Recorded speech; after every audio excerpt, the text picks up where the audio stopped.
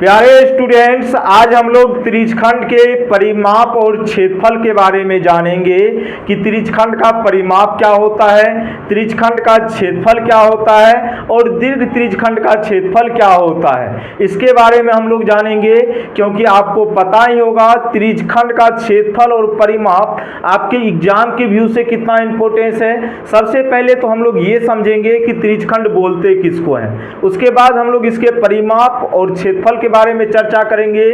साथ ही हम लोग ये भी जानेंगे कि त्रिज्यखंड का जो मेरे प्यारे बच्चे चाप की लंबाई होती है वो क्या होता है। तो आइए मेरे प्यारे विद्यार्थीगण, आज की क्लास को करते हैं स्टार्ट कुछ बेहतरीन अंदाज में, रेगुलर की तरह। तो सबसे पहले जैसा कि मैंने कहा मेरे प्यारे बच्चे, हम लोग पहले ये जानेंगे कि आखिर ये त्रिज्यखंड क्या होता है। तो मेरे प्यारे बच्चे ध्यान दीजिएगा, त्रिज्यखंड जो होता है वृत्त का एक ऐसा भाग होता है जो दो त्रिज्या तथा एक चाप से घिरा होता है। बात को समझे कि नहीं। जैसे मेरे प्यारे बच्चे, मैंने यहाँ पे एक वृत्त बनाया, ठीक है, यहाँ पे दो त्रिज्या हमने ले लिया और इससे रिलेटेड अंतर्गत ये चाप ले लिया, तो यही वाला पार्ट क्या कहलाता है आपका, त्रिज्यखंड कहलाता है। क्या कहलाता है, त्रिज्यखंड। मतलब हम ये बोल सकते हैं किसी वृत्त में दो त्रिज्या तथा उसके अंतर्गत चाप से घिरा हुआ जो क्षेत्र होता है वही क्या कहलाता है, त्रिज्यखंड कहलाता है। कुछ बेहतरीन तरीके से बढ़िया से समझिएगा। ये आपका दो त्रिज्या हो गया वृत्त का, ये वाला, ये भी त्रिज्या हो गया, ये भी आपका त्रिज्या हो गया, तो दो त्रिज्या हो गया, उससे के अंतर्गत एक चाप ये आपका आ गया।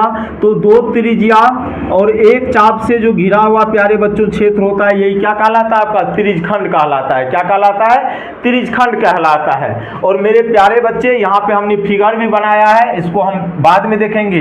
पहले हम ये समझते हैं कि ये त्रिज्यखंड कितने प्रकार का होता है।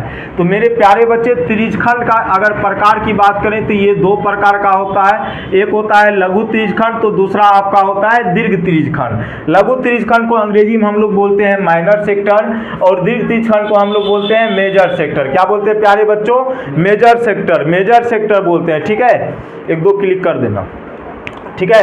अब त्रिज्यखंड का परिमाप और क्षेत्रफल के बारे में तो पढ़ेंगे, लेकिन सबसे पहले हम लोग ये समझते हैं कि लघु त्रिज्यखंड क्या होता है और दीर्घ त्रिज्यखंड क्या होता है। इसको समझना क्या है प्यारे बच्चे, जरूरी है। ठीक है, तो अभी हम लोग समझ रहे हैं बेहतरीन तरीके से लघु त्रिज्यखंड और दीर्घ त्रिज्यखंड के बारे में कि कैसे इसको हम लोग पहचान सकते हैं। तो आइए मेरे प्यारे बच्चे, तो पहले हम लोग चर्चा करेंगे किसके बारे में, लघु त्रिज्यखंड के बारे में। उसके बाद हम लोग बात करेंगे दीर्घ त्रिज्यखंड के बारे में। के बारे में चर्चा करेंगे, दीर्घ त्रिज्यखंड के बारे में। एक सेकेंड, हाँ चलो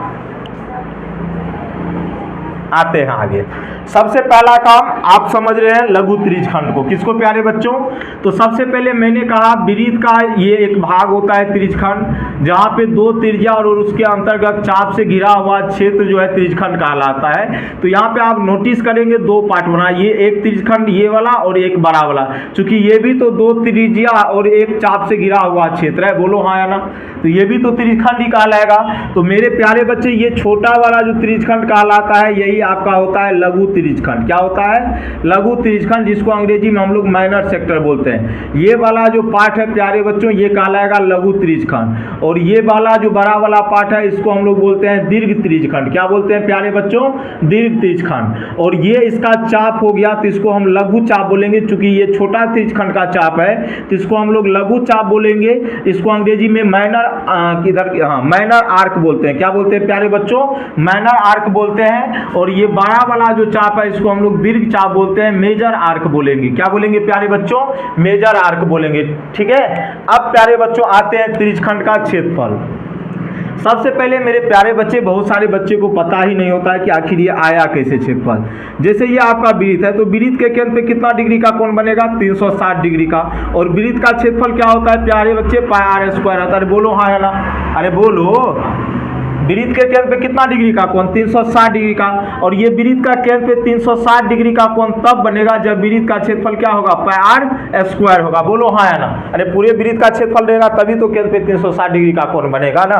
अगर मेरे प्यारे बच्चे मैं 1 डिग्री का यहाँ पे कोण बनाऊंगा तो यहाँ से हो जाएगा पाई आर स्क्वायर बटे कितना, 360 डिग्री। हाँ या ना। और मेरे प्यारे बच्चे, यहाँ पे चूंकि थीटा मैंने एंगल लिया है तो थीटा डिग्री का अगर कोण बनाना है तो हो जाएगा थीटा बट्टे 360 डिग्री या इंटू में पाई आर स्क्वायर। तो यही तो होता है आपके त्रिज्यखंड का क्षेत्रफल, होता है कि नहीं? तो आसान था कि नहीं बताओ? तो मेरे प्यारे बच्चे त्रिज्यखंड का जो क्षेत्रफल हो जाएगा आपका थीटा पाई आर स्क्वायर बटे में कितना हो जाएगा 360 डिग्री। एक चीज और याद रखिएगा, क्वेश्चंस में आपसे कहेगा त्रिज्यखंड का क्षेत्रफल निकाले या लघु त्रिज्यखंड का, तो दोनों बात एक ही है। इसी को हम लोग त्रिज्यखंड भी बोलेंगे। क्या बोलेंगे प्यारे बच्चों? त्रिज्यखंड भी बोलेंगे। चूंकि लघु त्रिज्यखंड को ही हम लोग क्या बोलते हैं? त्रिज्यखंड बोलते हैं। क्या बोलते हैं? त्रिज्यखंड। और अगर क्वेश्चंस में आपसे कहेगा बताइए दीर्घ त्रिज्यखंड का क्षेत्रफल, तो डायरेक्ट लिखल रहेगा आप हमें दीर्घ त्रिज्यखंड का क्षेत्रफल बताइए। बात को समझे कि नहीं? तो मेरे प्यारे बच्चे अगर लघु त्रिज्यखंड के या त्रिज्यखंड के, तो दोनों बातें क्या है? एक ही है। और दीर्घ त्रिज्यखंड कहेगा तो वो कह देगा, आपको कोई दिक्कत नहीं है। तो आपसे क्वेश्चन पूछेगा बताइए लघु त्रिज्यखंड का क्षेत्रफल क्या होगा, तो जो त्रिज्यखंड का क्षेत्रफल वही लघु त्रिज्यखंड का क्षेत्रफल थीटा पाई आर स्क्वायर बटे 360 डिग्री। अब मेरे प्यारे बच्चे त्रिज्यखंड के चाप की लंबाई पूछेगा, तो यहाँ पे यही पूछा जाता है। ये चाप जो है आपका ये वाला, तो त्रिज्यखंड के चाप की लंबाई होता है थीटा पाई आर बटे 180 डिग्री। कितना होता है प्यारे बच्चों? थीटा पाई आर बटे 180 डिग्री, या इसी को आप लिख सकते हैं 2 थीटा पाई आर बटे में कितना 360 डिग्री। कोई दिक्कत? दोनों चीजें एक ही है। दोनों चीजें क्या है? यहाँ ध्यान दो, दोनों चीजें क्या है? देखिए यहाँ पे 2 थीटा पाई आर बटे कितना 180 डिग्री 360 डिग्री, ठीक है? या थीटा पाई आर बटे 180 डिग्री बोलिए, या 2 थीटा पाई आर बटे 360 डिग्री बोलिए, दोनों बातें एक ही है। अब देखिए त्रिज्यखंड का परिमाप की हम बात करेंगे, तो त्रिज्यखंड का परिमाप होता है 2r plus 2 theta pi are बटे कितना प्यारे बच्चों 360 डिग्री। आप चाहें तो 2r कॉमन ले लेंगे, तो यहाँ क्या बचेगा 1 प्लस यहाँ पे बच जाएगा क्या बताओ थीटा पाई बटे में कितना 360 डिग्री। ये क्या आ जाएगा? इसका परिमाप आ जाएगा। क्या आ जाएगा? परिमाप। अगर बात करें हम दीर्घ त्रिज्यखंड का क्षेत्रफल, इसको समझिएगा, ये बेहतरीन मुद्दा है। हमें निकालना ये वाला जो पार्ट है दीर्घ त्रिज्यखंड का है ना जी, बोलो हाँ या ना? तो ये दीर्घ त्रिज्यखंड है, इसका मुझे क्षेत्रफल निकालना है। कैसे निकालेंगे बताओ? हम कहेंगे बताइए मेरे पास 100 रुपया था, मैंने आपको 20 रुपया दे दिया, कितना बचेगा मेरे पास 80। कैसे आया? जब 100 में से 20 को माइनस किया तब ना आया।